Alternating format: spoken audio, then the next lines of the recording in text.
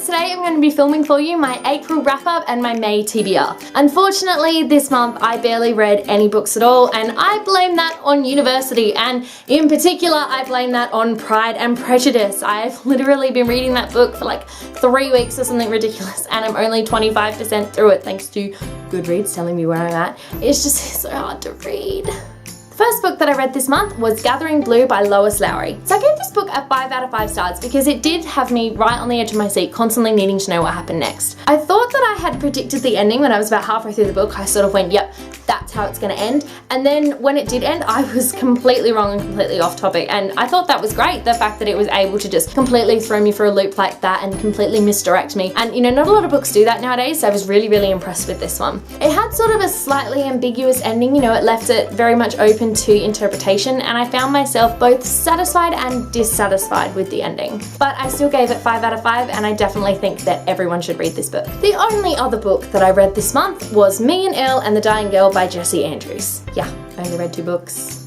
It's kind of embarrassing, a little bit awkward.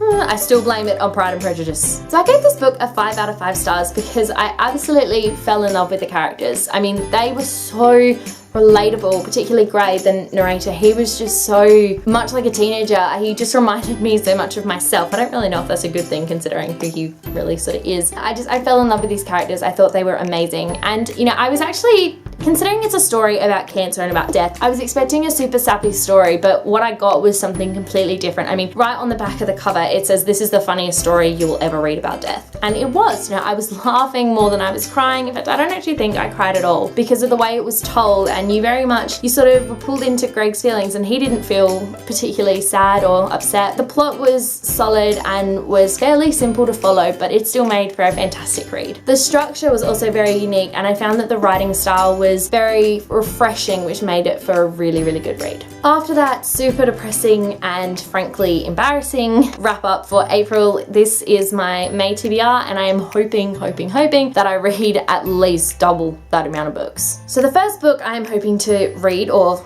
rather finish this month, is Pride and Prejudice by Jane Austen. Don't get me wrong, I'm sort of enjoying the book. I mean, look, that's where I'm up to. Like, page 120 of 470. I mean, come on. You know, I have to finish this one for uni, so I don't really have a choice, but I'm struggling to read it because of the density in the language. I mean, it's not a particularly thick book, but it's really, really dense to read. Like, the writing is super small.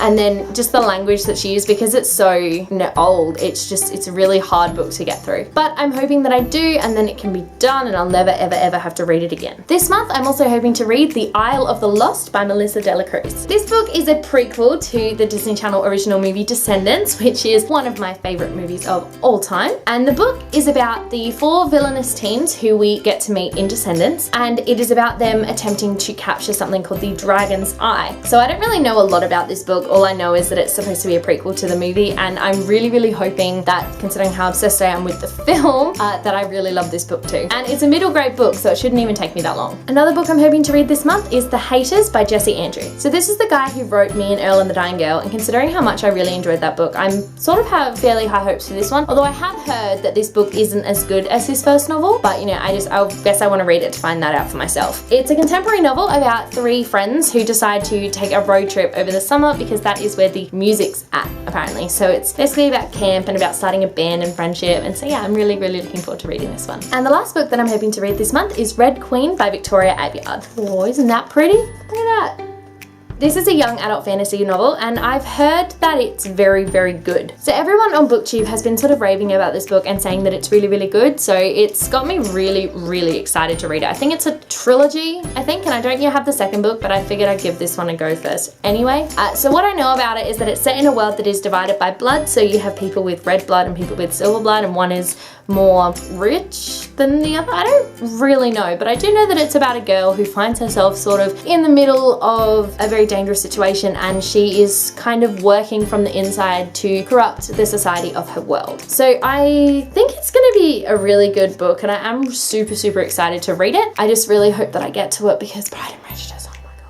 Thanks for watching my April wrap-up and my May TBR. Fingers crossed I can fly through Pride and Prejudice, which is not going to happen, so that I can move on to books that I actually want to read. Comment down below if you've read any of the books on my TBR pile and tell me what you thought. And be sure to subscribe so you don't miss a thing. Stay random.